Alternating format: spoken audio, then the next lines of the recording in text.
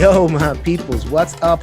Welcome to Shelf Stories, the channel that tells tales from games, books, and life. And also welcome to the One Stop Co-op Shop podcast. I am your host, Jason. Thank you so much for stopping by for this latest chat with friends.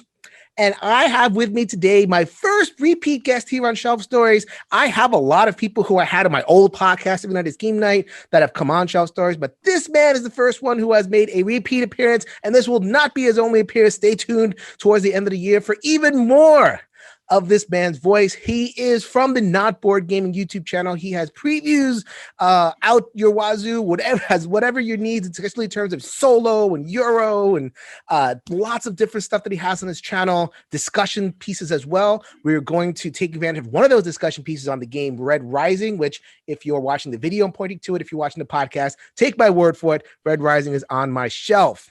So he is Mark Dainty from Not Board Gaming. Welcome to the show.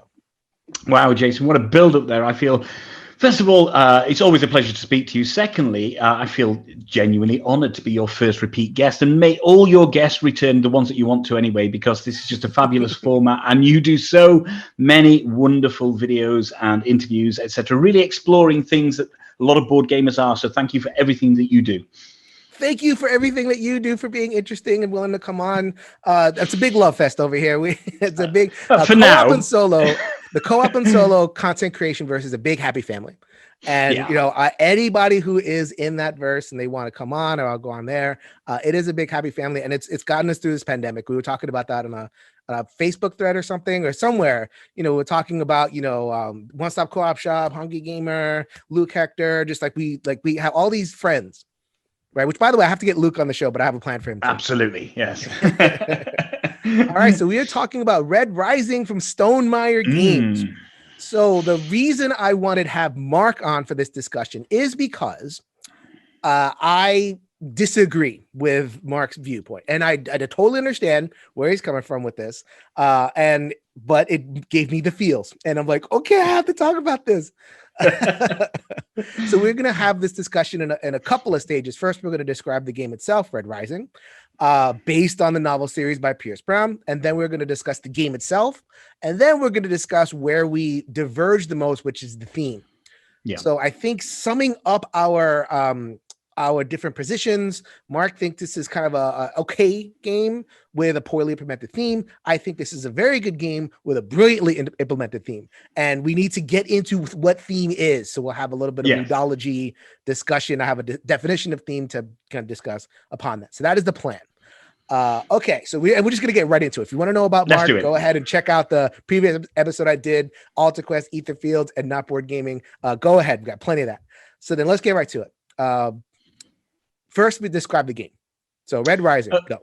Red Rising is a hand management combo building card-based game, as you say, based on the wildly popular books by Pierce Brown. I think there are 4 or 5 of these books, which are set on Mars, and it's all about kind of an uprising against the class system that's there on Mars. So it's kind of, kind of prescient at the moment as well. I know it was one of Jamie Stegmaier's kind of favorite book series, and you can see as you play the game, there's lots of love goes in there. So essentially, it's his favorite book. I think it's like the favorite. There we go. Yeah, and you can see a lot of love has gone into certain parts of this game, and it is essentially just a big stack of cards. You could wipe everything else away and just have a big stack of cards, and you start out with 5 cards, and the aim is to kind of play cards to get benefits as you play the card, and then pick a new card up, which will also give you a benefit, and to try and get the best hand, so that when the end game conditions are triggered, that you have the highest score possible through a slightly convoluted scoring system. Sorry, just getting that little dig in there, but a slightly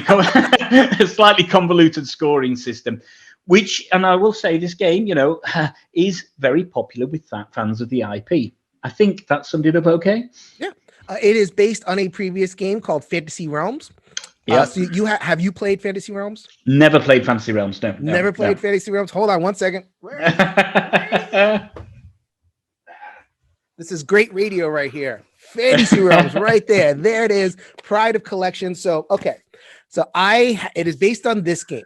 And this game, Fantasy Realms, is basically rummy. Like, we're talking about a rummy variant. You know, all this hoodad and everything that Mark was saying, that's the kind of beating heart of the game is, you know, you have your hand of cards. It's a card-based game. And, you know, draw and discard, draw and discard, draw and discard. Craft your hand to make it the best scoring combination possible. That's rummy.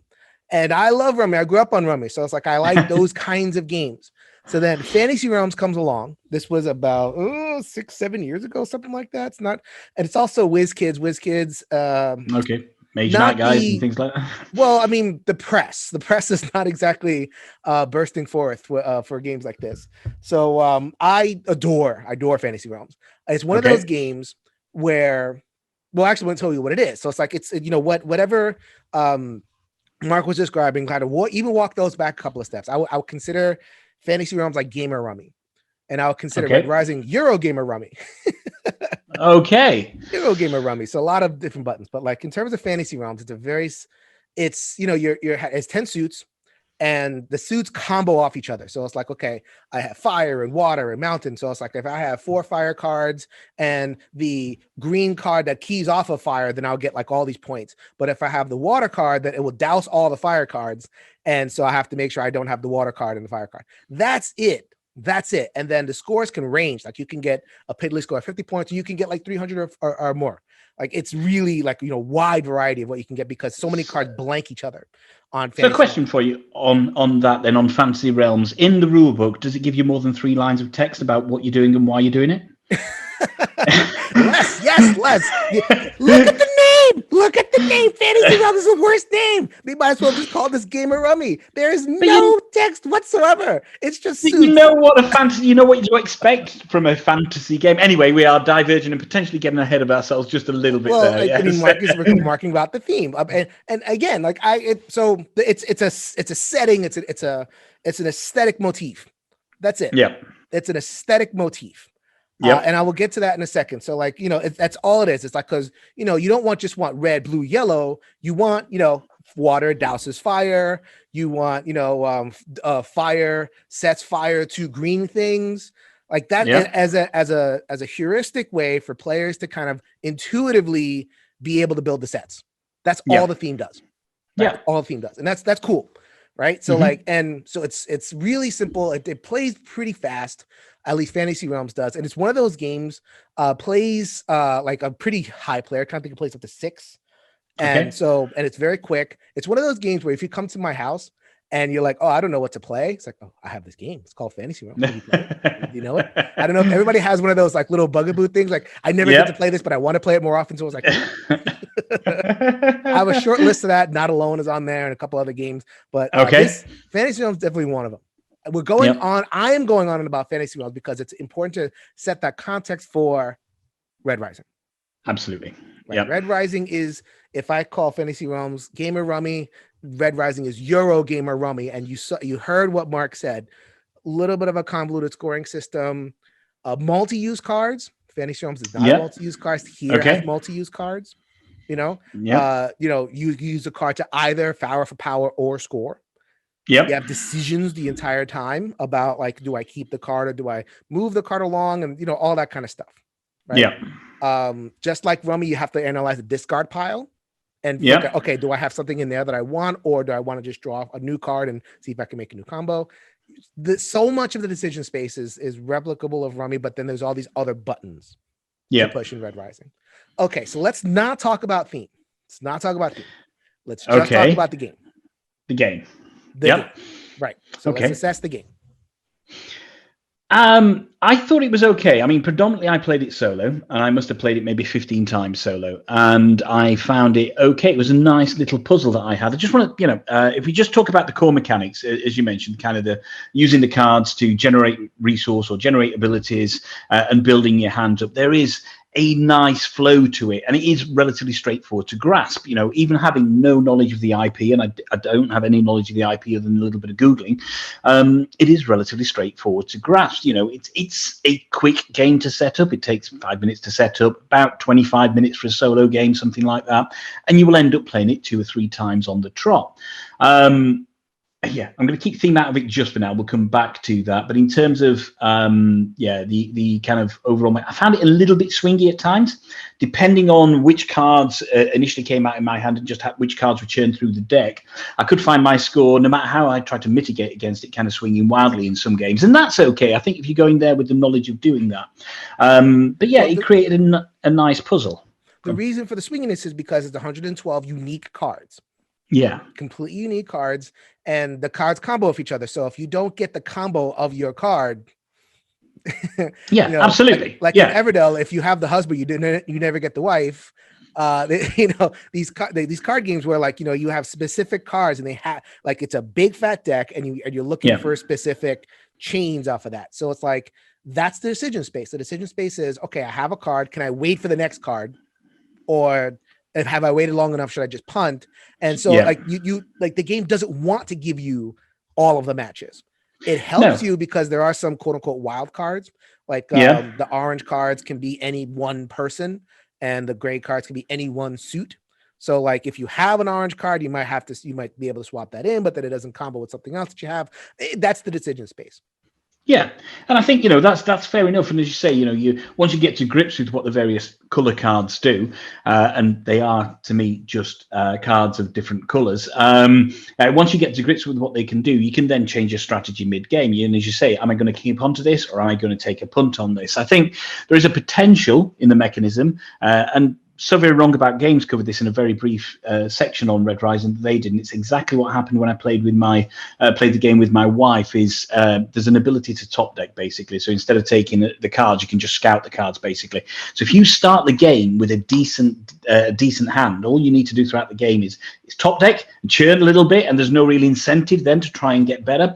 But yeah, I think there are mitigation strategies. It is a nice puzzle. I did enjoy the time I had with it, and irrespective of whether it was swingy or not, and I understand why that's swingy. I think that's potentially more in the solo game, because in the multiplayer game, the chance is you're going to start cycling through the deck at some point. But in the solo game, you're never really going to cycle through that deck because it's only you and the AI that takes a small number of cards from there. I think once you bring more people in, I can see it being a lot more fun. Say if you've got 3 or 4 players playing it. Okay. So exactly what you mentioned is one of my probably biggest criticism in terms of the game, but let me get into what I like about it first.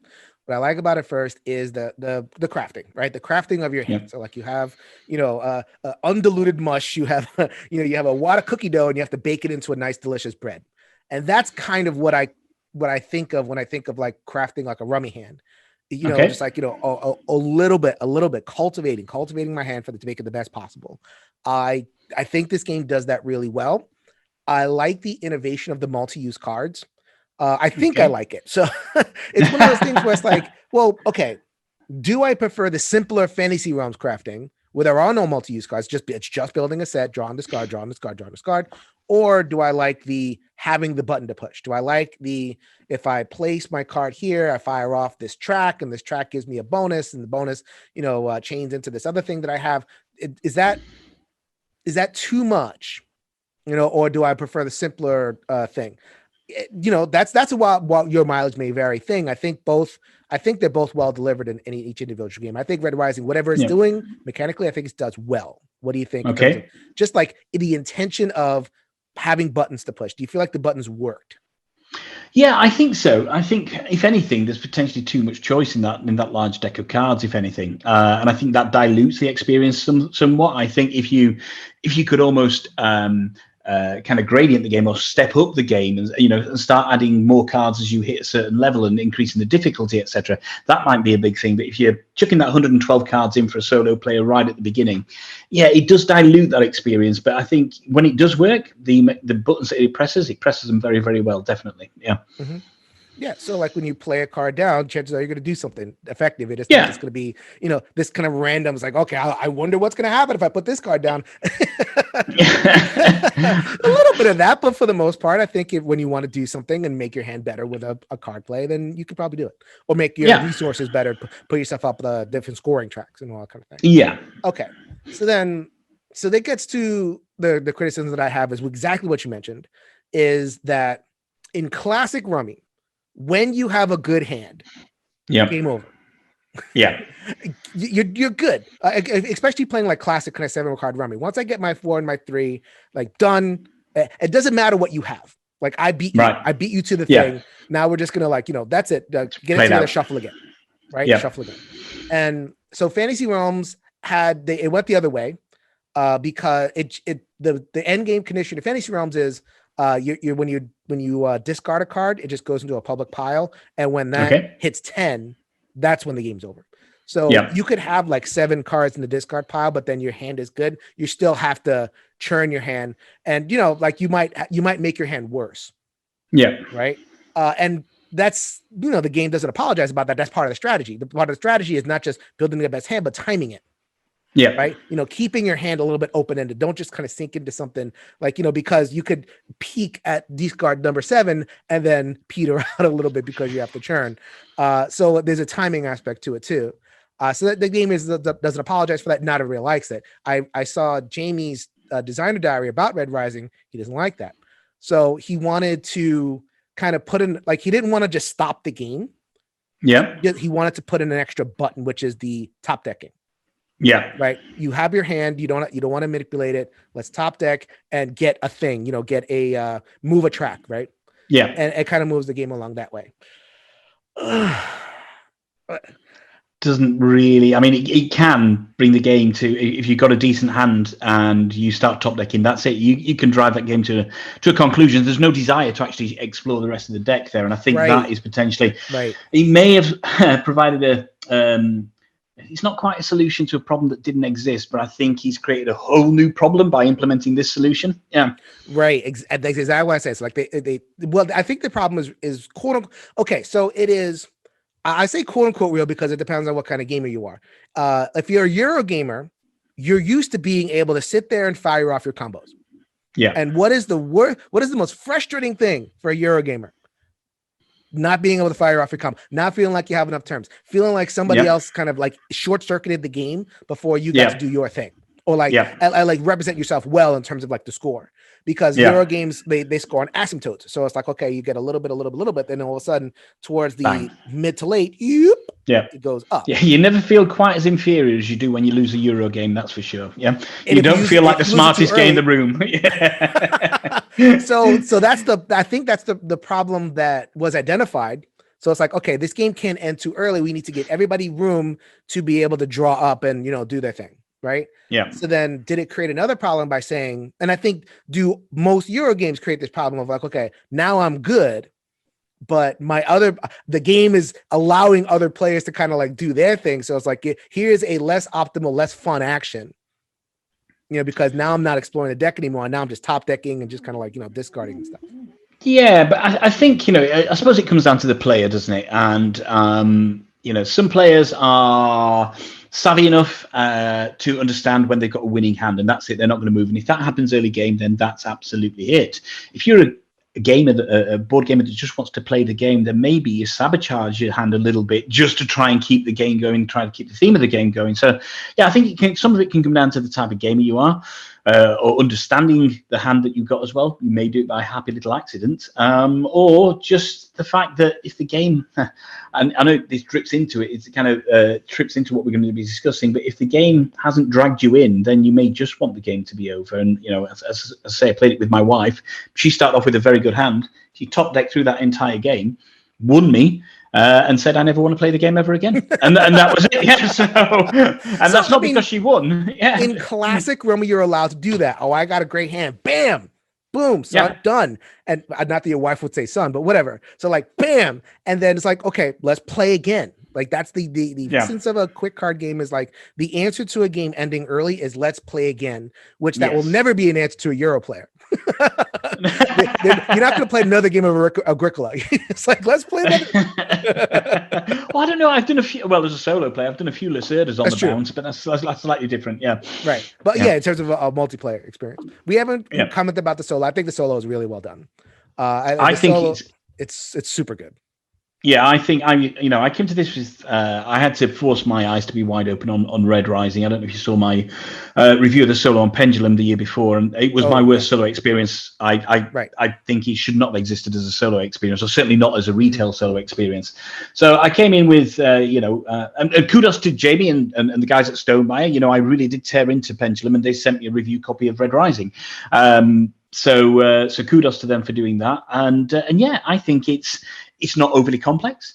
It's exactly the right level for this kind of game. It's a solo mode that you can learn in all of about 2 minutes if you know the game itself, implement it, and it feels intuitive. And I think it's very, very well done. I think there could have been a real almost a real misstep in trying to create a complex solo mode with lots of decision trees and all this kind of stuff going on. Doesn't need that, and they've done a fantastic job on creating a sleek solo mode for it. So yeah, completely hats off to them for that. This solo mode I felt like was a masterclass in how to make a solo mode, how to make a solo bot, in terms of how it's just a deck of cards, right? And the deck of cards simulates an action. So you have a card, you flip a card and it says, okay, discard a card and then draw a card, and draw a card into a tandem, discard a card into one of the piles, right? So then that's it. It's all you want. And it replicates those core points of interaction. So it's like, what do you not want to happen in a game of Red Rising? You don't want the bot to take a card away from the tableau that you want, and it has a chance to do that, right? And it also affects your decision making in terms of what cards you put down. So it's like very simple. The card, so it'll, at the beginning of the game, it will tell you, I score more points if I take even cards into my hand, or I score more points if I take odd cards. So that it's so simple, and it's like it plays in your head the entire time. Well, if I put this even card down, I might get it, I might score extra. So let me put this odd card down, even though that was a little bit suboptimal for me. I don't want the bot to have something else. Yeah, it's so simple the way it does that, and it's so simple the way it just pushes against me and threatens my decision space in a really the solo the rule book. I always look for the size of the solo rule book. Those solo rule books can be forever. David Tursi, as much as we love you, man, your solo rule books are long. And some of Monrad Pedersen's The Automa Factory, the team over there, those rule books can be fairly long, but this one is short. It has a couple of pages, but there's mostly examples, which I like. And oh man, chef's kiss in the solo mode. I think it is. I think it's really good. And you mentioned about the kind of scoring on the odds or the even cards. That is slightly arbitrary at the same time, because it's all dependent on what goes out. Yes, you can kind of mitigate against it a little bit by understanding what cards you're going to play back into there. But it's not always the case. But that's okay. So and once you understand that, you then try and develop strategies to get around that. So I think they could have complicated, as we said. It is a very well implemented solo mode for a game that didn't need a complex solo mode. Definitely didn't even need a solo mode. I mean, Fantasy Realms is 3 to 6. I've always wanted to play Fantasy Realms solo, and now I can. Well, there we go. Solo mode is great. I like the game a lot. Obviously, as a game, I like it more than you, because I resonate with Rami. I come from a background of I like cultivating my hand, and that's just an enjoyable thing for me.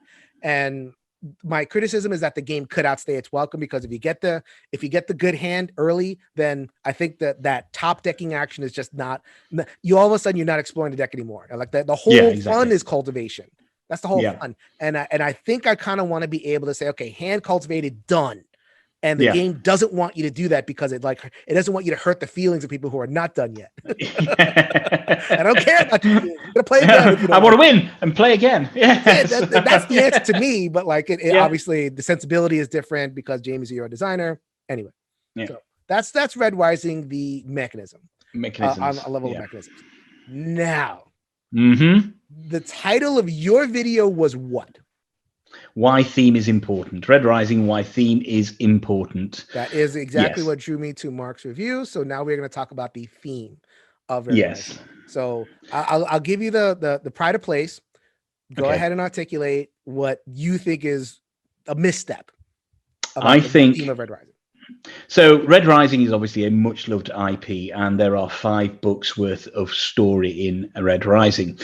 And to explain this wonderful world of 14 different casts and 14 different colors and an institute track, 15, sorry, and an institute, there we go, see, and an institute track, and an institute track and the fleet track, and why helium-3 is important. Stonemaier give you 3 lines of very, very ambiguous text, basically, which tells you absolutely nothing other than the golds are in power, and do you want them to stay in power, or do you want to fight against them? And that is it. I had no idea what the Institute was. I had no idea what the fleet track is. Of course, I can make assumptions on this.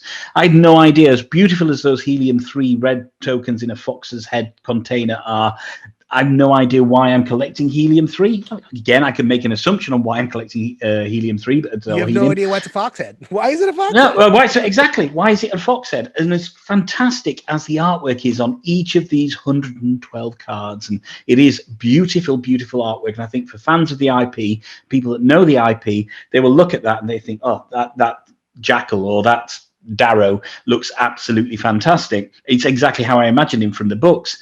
For everybody else, it's completely irrelevant because I'm not even looking at that. I'm looking at the color of the card and I'm looking at the action that's on there. I'm not lost in anything because I don't understand why I'm doing anything whatsoever. And that was when I, from a solo perspective, that started to grind on me quite a bit. I wanted to be brought in on this journey, and not just from a solo, but my wife as well. The reason she never wanted to play it again is she said, I won. I don't understand how I won, why I won. Don't know what the fleet is. Don't know what the institute is. And they had a fantastic opportunity to bring people along on this journey with just a little bit of text in the in the manual or whatever.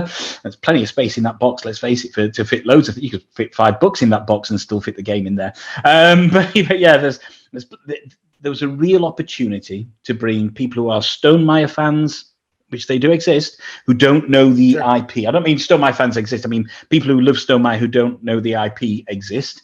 And people will instantly buy a Stonemaier game as well without understanding too much about it or looking into it because it's a Stonemaier game. There was a real opportunity to, I think I mentioned it in the video, the Venn diagram is you've got your Red Rising fans and you've got your kind of Stonemaier fans, and they're not always the same. And the ones in the middle where it meets could be a Red Rising Stonemaier fan, but you've still got people that you need to bring on that journey. And I just think it was neglected. It would have been a relatively easy thing to do. Detached me from the game completely. After about 15 plays of the game, I just couldn't be bothered anymore. As much as I like the mechanisms, I was so frustrated in the fact that I still didn't know anything about this. And I know, yeah, I could have gone and researched it. I could have read the books. It's not really my style of literature, so I probably will never read the books. Young adult sci-fi. Yeah, exactly. So it's yeah, not like and, high fantasy. It's not. You're not getting Game of Thrones. You're not getting like interwoven. Like you're getting Rock'em Sock'em and very like young rebel energy. Like you're getting all that stuff. And to be clear, I've only read the first book, and that was a long time ago. I'm going to reread them. I actually want a future episode. I want Jamie back on to talk about the books, and talk about like why he loves it. I do book chat over here. I'll get to that. This isn't my favorite IP by a long shot. I mean, I got plenty more. Stormlord Archive, you see right above my head. I love Stormlord Archive. It's higher fantasy for adults. Here, it's just like bubblegum fun. Yeah, and there's nothing wrong with that, and that's absolutely fine. But I think if you're using an IP, you've got to take people along on that journey who don't know that IP, because board gamers, there will be a market, as I say, just for people who love the IP, but there will be a market of board gamers who don't know anything about the IP. It may springboard them into reading books. And I said in my video, that's absolutely fantastic. If you get this and it makes you read the books, great. Put down electrics and electronics and read more books. But I do think it is a misstep. It dragged me out of it. My wife, as I said, when we played 2-player, was like, I don't understand why I've done anything of what I'm doing. I have no idea why. Well, I know I have won, but I don't understand why any of this mattered. I don't ever want to play it again. And I think, for some people, theme is massively important. For others, and I did get some kickback on this as well. For others, it's not important. It is about the mechanisms that they're looking for. Okay. All right. So my criticism is not that, why are you going on about the theme? That is not my I have the opposite criticism, right? So your video actually did inspire me. So it, like, when you were talking and, I think a good synopsis from where you did. The video is 30 minutes, people. Yeah. Mark has to really edit himself down. Okay. Well done. So then it challenged me to think about what is theme. To define theme, and like I'm doing that anyway. So I'm doing a lot of like culture videos and colonialist themes. I have to assess what theme is in order to be able to make my criticisms and my thinking as clear as I can. So I have tried to come up with a ludological definition of a theme, and I want to kind of work backwards from that. So I shared this with Mark ahead of time, so he knows what I'm coming. Said it's a little bit of a mouthful, but we'll work through it. I think theme is a aesthetic, conceptual, or imaginative framework that creates a meaningful connection between the game and the players. right? So there's two sections to that. So like the aesthetic framework, right? And we'll talk about the aesthetic framework because Red Rising is the aesthetic framework. And the intended purpose of that is to create a meaningful connection between the player and the game. Yeah. Okay.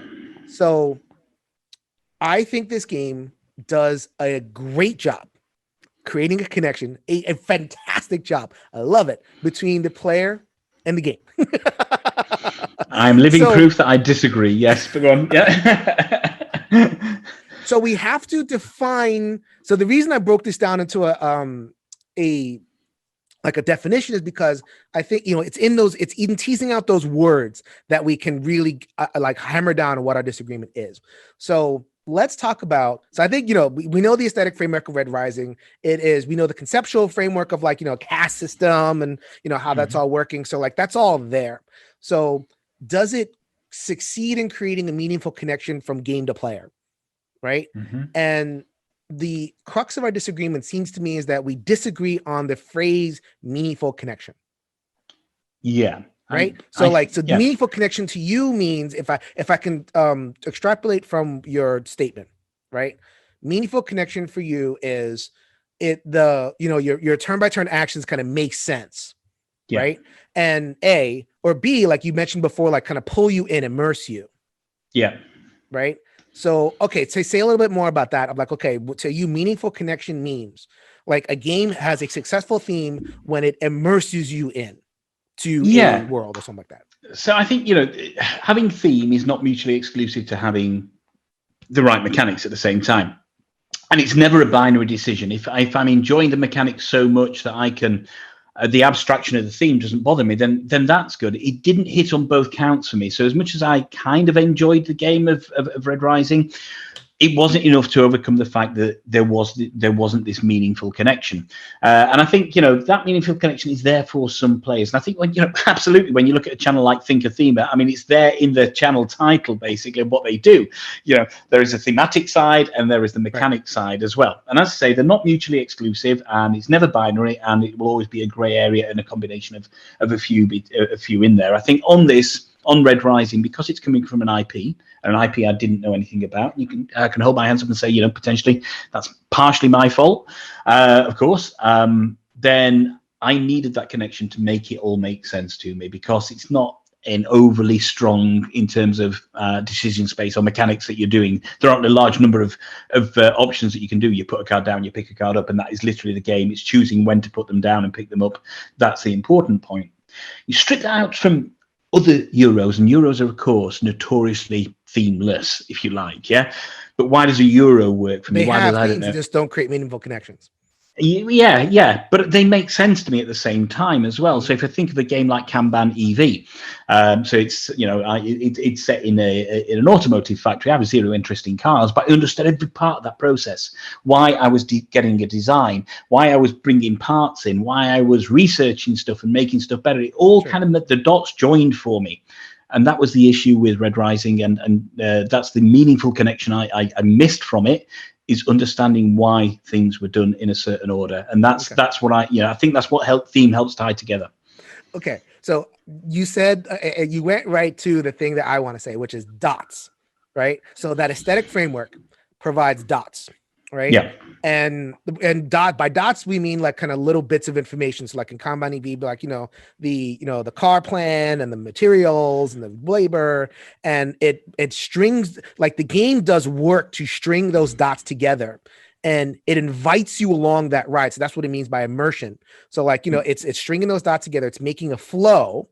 Right? There's a flow, and it's inviting you into that flow, to swim in that flow, to think in that flow, and make your thing. Right? Yeah. Red Rising does not do that. Yeah. It provides dots, but it leaves it up to the player to connect the dots on their own, depending on the whatever the player brings to the table. So like if the player is familiar with Red Rising, they're going to see the dots and then they'll make their own associations. Ooh, this is this and this is this and this and this and this and this. And it isn't just dots. It's like, okay, because the cards interact like they would in the game, or the cards do, the character cards do what the characters would do in the game. So, you have Pax Al Takalmakis, who's a gold card, and you have the assassin card who's going to take out other cards, and you have this person has his servo bot as an assistant, and it's like all that stuff is right there for the player, and so it's presenting the dots. It's not like doing anything; it's just presenting them. It's there, and you can put it in. So I call that the difference between an immersive theme and an evocative theme. Okay. So this game is not going to immerse you. It doesn't tell a story. It does not tell a story. It does not, like Kanban tells a story of like making a car. This game does not tell a story of like rebelling against the thing. No. It just gives you the dots, and it wants you to put those in itself. So like by giving you the dots and doing such a good job of it, it evokes the theme. Like now I'm in the world. I'm not a character in the world, but I'm just there in the world, and I'm surrounded by the stuff. To me, that's enough. Yeah, and I think that's the beauty. That's enough.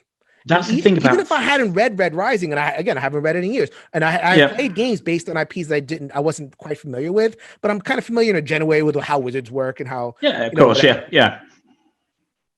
I think that's enough. And I think in some cases I agree wholeheartedly. Yeah, in some cases, as I say, it just captures that kind of wave of integrating the two, and you don't need more than the dots being suggested in you to make your own connections. But I think what you were saying there is, yes, suggestive theme, not an immersive theme. Yes. But I think what you were saying there is kind of part of what you said kind of comes to the difference of where we're at it. So you were talking about Pax or Telemachus, I think you called him, which allowed you to do this, that, or that action. I'm not saying I didn't see that card. I didn't see that. I would have seen that as a red card or a gold card. Yeah. So even that layer of thematic integration was lost with me in terms of I didn't care about it being Pax or Telemachus. It was just a gold card, and it did something did something slightly different to another gold card. It would be gold because it's AU, isn't it? Is that AU or is that AG? I can't remember. But yeah, it would be gold. Gold is AU.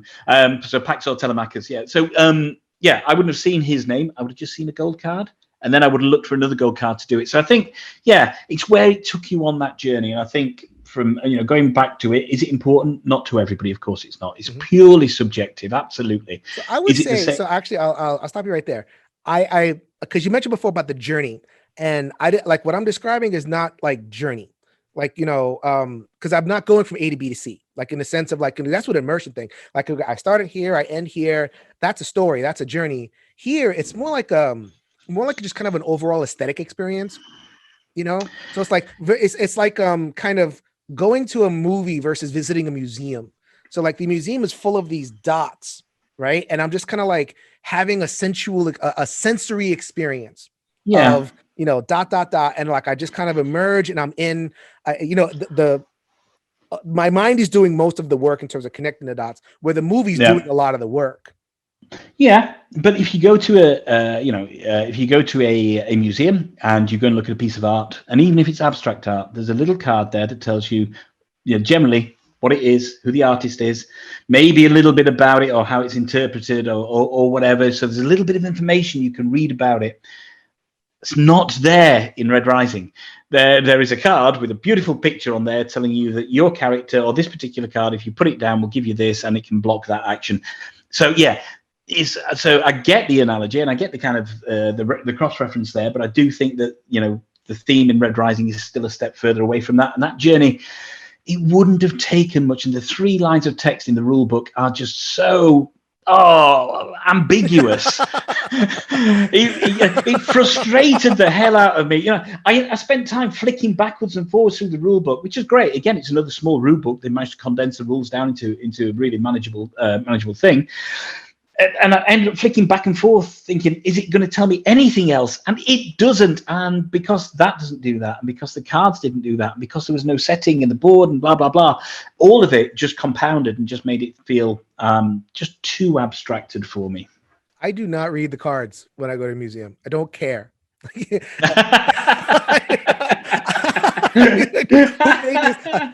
Good. Support our artists and could support them in making beautiful videos and everything. And it's like it's not, to me, it's not about that. It's about just the sensory experience that I'm created as I'm walking through the thing, right? So I actually really like and appreciate that the book doesn't give us that background in the rule book. It's suggestive. Like, and so, okay, like I like thin rule books. Yeah. You know, give me less to read as I get it like a little bit older, and I have the weight of all these games pressing down upon my brain. Simple, streamlined rule books, even if fluff is sometimes ignorable, it still adds to the mass of the rule book. I like thin, streamlined rule book. That's fine. I always feel like the rule books do just a poor job. It's like getting a Xerox copy of a thing, or like the spark notes of a thing. And it's like, if I really want to immerse myself in something, then I'm just going to go straight to the original thing. So what this game does, so let's use the museum metaphor. I don't know if it's perfect, but I'll just push it. Yeah. I'm going to a museum and I'm seeing like just discrete piece of art. And if I really want to know, I'm not going to go to the card, and I'm not going to go to like the tour guide to, the tour guide kind of whispering in my ear, like this and this and this and this. They're always going to give me the carbon copy Wikipedia version. If I enjoy what I'm seeing and I know what the name is, it's Van Gogh or it's Cézanne or something like that, then I'm going to go whole hog into the thing. Yeah. Right. And I don't need to kind of, to me, waste time with the Xerox of it. It's like it either gave me a beautiful experience or it didn't. And if it's a beautiful experience and it's worth diving, I'm just going to dive into the original source. And feel myself there. So it's funny because you use a word, research. Yeah. I don't consider that research. I'm not connected to the game and I'm just doing reds and blues, which that's why we assessed whether this is a game that's good to combo reds and blues. Or it will invite me into the source material directly. Do not pass go, do not collect $200, go to the source material, which I think the game does enough to invite people to do that. Wow. And it's not research to me. It's not work to me. It's like it's reading a new book. So I think it almost does. And I think if you're bought into that artwork, that beautiful artwork, you want to understand a little bit more about it. I think where it fails is just you strip the cards out of it, where it fails, and therefore it doesn't drag you into enough to be interested, and actually frustrated me beyond the point of frustration, is understanding the end game or the timing mechanisms in the game. I know we touched on them. The fleet track, the institute, and the helium-3. Effectively, they're all point scoring mechanisms and end game timers at the same time. And a combination of 2 or 3 of them are going to end the game if you reach a certain point on them. It would have just been nice just to explain why, when I pick a card up from Mars or put a card down on Mars or whatever, it's pick a card up, isn't it? Or put a card down. Yeah, pick a card up. Why do I move up the fleet track? Or why, when I do it from Ceres, I want to say, or Luna, I can't remember the names now. And again, there we go. I can't remember the names. Why, when I play a card or pick a card up from a certain area, does it move me up on the fleet track, or does it give me helium-3, or does it do the institute? What is their connection there? And there isn't. It's not explained anywhere. I would say, okay, it's not explained, but it's generally the blue cards that are the pilots that move you up the blue track. Yeah. So, do I need to be told in the rule book that pilots are involved in space battles and or it's like, can I just make the connection myself, which is what we're talking about? Like, okay, blue cards are pilots. The pilots are involved in some kind of space battle, and that's why playing them will increase that. Or like, but I'm not whatever it is. I'm not looking at the cards, and this is the problem, because it's lost me already. I don't know that it's the pilot on the card. It's just a blue card that I'm reading the text on, basically, and that's the issue. So, and I think that's it. And I think, you just explained it very succinctly there. And that could have been in there. You move up on the fleet track when you place a blue card, because blue cards are pilots. Bang, done it. Okay, I've got it, right? It's a one line of text that was missing from the rule book. Maybe seen as some by fluff and extraneous, and others it might just be that very important connecting mechanism that we need from one. We go back to your kind of your definition of theme, an aesthetic, imaginative, or conceptual framework to create a meaningful connection. That would be a meaningful connection for me.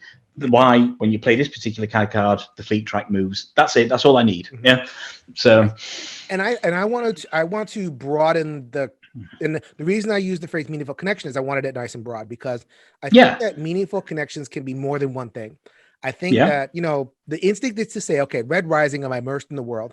And if I'm not immersed in the world, then it's not going to be meaningful for me. And I kind of want to just deconstruct that. And I think Jamie does too, because he tried to make the immersive game, as far as I understand. Like he tried to make the Red Rising game and it just didn't work out. And so he ended up kind of changing gears entirely to this just simple card, rummy type game. Yeah. And became okay. I can't make the immersive game, but I can bring the world to people. And I'm going to bring the world to people in this kind of like, the drawn discard, highly interactive, way. And I'm going to give, I can't, it's almost like, okay, so change the metaphor from museum to cooking. So like an immersive game kind of cooks the meal for you, gives you the steak, gives you the smell, you're tasting and everything.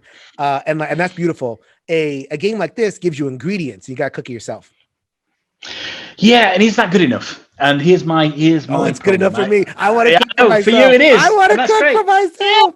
Yeah. And I cook delicious meals in my brain. It's beautiful. And I get all that, and I enjoy, quite literally enjoy cooking, but I enjoy connecting, making those kind of connections myself. And then I was thinking about this, as I mentioned earlier, kind of this. The impulse a lot of people have got just to buy a Stonemaier game because it's a Stonemaier game, and that then it also sparked. Somebody once said on a respond on my Red Rising post or Red Rising video that Stonemaier aren't under any obligation to tell us anything here, or that's down to us to actually go out and do that. And I think absolutely. There is nobody has an obligation for anything. They can stick the Red Rising name on a box and put whatever game in there they want, basically, if they want to, if they bought the license for it, completely within their grasp. It's not about what their obligations are. It's about what potentially a Stonemaier, who've done so much for, kind of brought board gaming up to the next level in the last few years, and certainly for the solo community as well, what they could have done just to try and close that circle a little bit more. We talked about a few lines of text and what have you, and how that could make a difference. And I want to talk less about obligations and more about what could have been. And it is Jamie's favorite book, he had a real opportunity now to say, hey, you guys don't know anything about this world, right? So here's just a little bit more information to really hook you in on this, to really get you enticed. And I don't think that. I think it doesn't. Okay, so as an example, like if Jamie, and he would never do this, but if he had rethemed Uno, or if if it was just Uno Monopoly, but like Red Rising Uno, and like that would be like, okay, what are we doing here? You're slapping something on there, so that would strain. That's why in terms of meaningful connection, like when you just slap a theme on a game with a complete independent, no thought whatsoever, that's meaningless, right? And that's so like a meaningful game does work to connect the player in the game. And I think that the mechanism, Eurogamer Rummy that Jamie has crafted, does more work to connect you to the game than Uno would. Does it do enough work for you? Clearly not. For me, because I like to cook ingredients myself and just be in worlds, it did enough for me.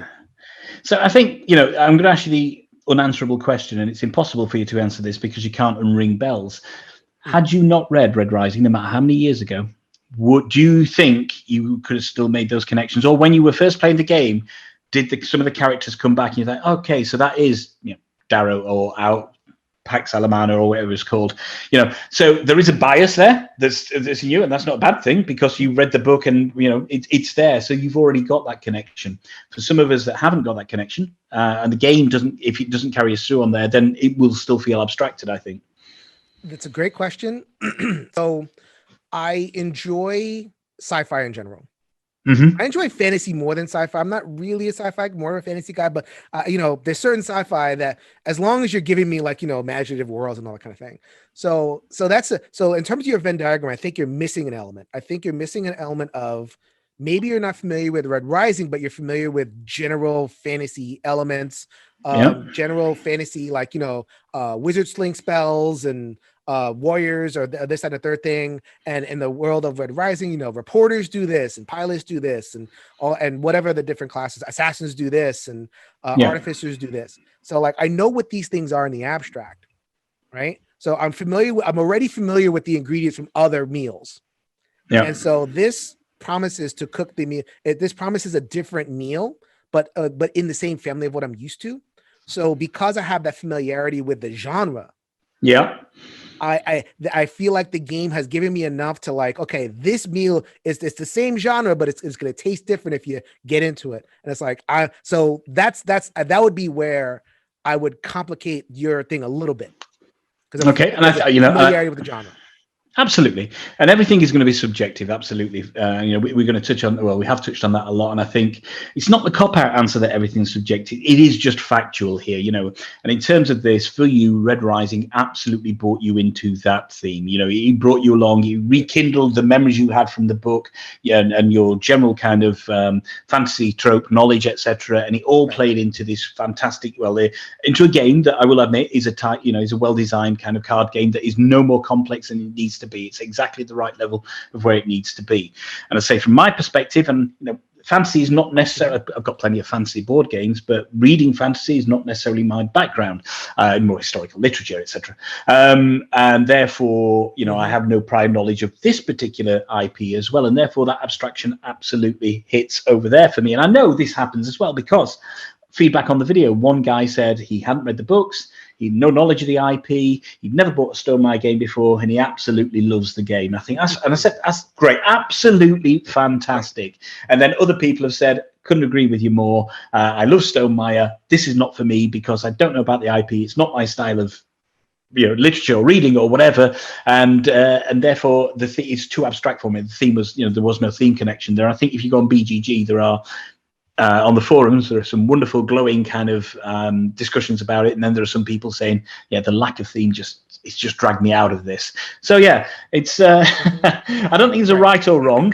No, it's not. But it's a discussion. Exactly. It's interesting to find out varying viewpoints. Yeah. I mean, so to you that there was a quote unquote lack of theme because there was a lack of connection, right?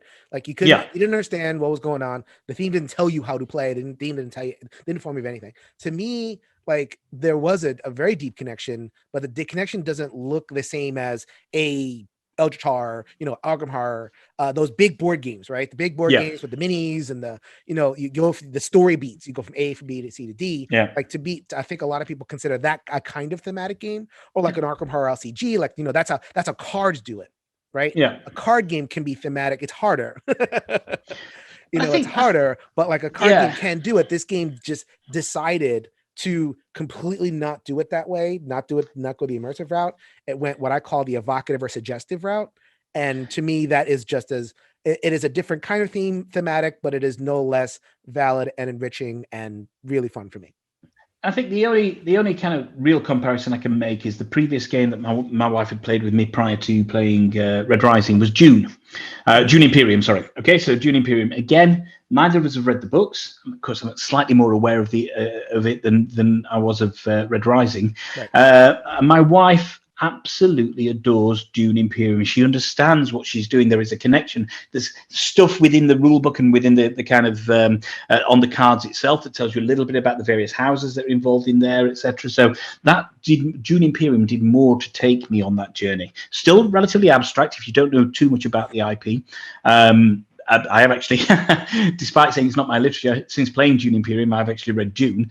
Since then, that did take me on that journey to do that. But yeah, my wife who'd never read Dune, didn't know too much about it, loves Dune Imperium because she felt more connection with that. Really did not ever want to play Red Rising ever again because of the lack of connection. I have not played Dune yet, so you are making me want to play Dune. It's a very good game. You're making me want to. It's been on my list for a while now, definitely. So anyway, we come down on opposite ends of the spectrum, but that's there is no resolution point here. The resolution is just to frame it, So like if you're on the side of like, okay, there's no connection here, then you got plenty of opportunity for that. If you're on more closer to my side, where it's like, let's think about theme differently and how game can deliver a theme differently and be no less meaningful, then you have stuff to kind of talk with on my side as well. So I think we framed the debate. Red Rising is an interesting game to talk about, and so whether you like it or hate it, I love it. I love that publishers are putting stuff out there that we can really sink our teeth into. So if Red Rising does anything, at least it did that. Excellent. I'm really glad that it's not a bad game. As I say, I quite enjoyed my time with Red Rising. I'm glad there are people out there enjoying it. who like the IP, who've never heard of the IP, and if it's spurring more people on to read books because it is becoming, the game is quite popular at the moment, it's spurring more people on to read books, then it needs to stay out there. It deserves all the praise it can get for doing that. Okay. All right. So, Mark, what's the more previews, right? Well, yeah. More So previews, more playthroughs, more reviews. Yeah, so that literally is the channel. It's generally review based. It's just at the moment there's a little bit of a bias towards previews. It's just a bit of a silly season for publishers sending preview copies out. I'm selective in the games I preview on the channel, so of course they have to have a solo mode, and because I have pretty much a proper full-time job and I have my family, I can only record a video maybe once every 10 days or so, purely because of the time it takes. Because as you mentioned at the beginning, it's generally kind of long form, 30 to 60 minutes, lots of editing. So to get a game, learn a game, form an opinion, record a video, it's a hell of a long process for me. So yeah, I'm just 3 previews in the last 10 days, and I'm just in the middle of one more preview, and then I want to get back into doing some reviews. And I think, I've got plenty of new games to review, but I managed to get hold of a copy of Camp Grizzly recently, which was a Grail game of mine, and it's become a firm favourite. And not solo, well, you can play it solo, Bill, but I'm playing it with my wife, and we played it with friends. So I think I may do a bit of a Cult of the Old review on Camp Grizzly as the next review. There's nothing wrong with Cult of the Old and digging out favorites, and we like that too. Yeah, absolutely. All right, Mark, thank you very much. We will be in touch. You will see Mark again by the end of the year, I can guarantee it, on Shelf Stories. Excellent. Thank you, everybody. If you could change your mind, you can change the world. So until next time, later, everybody. Bye-bye.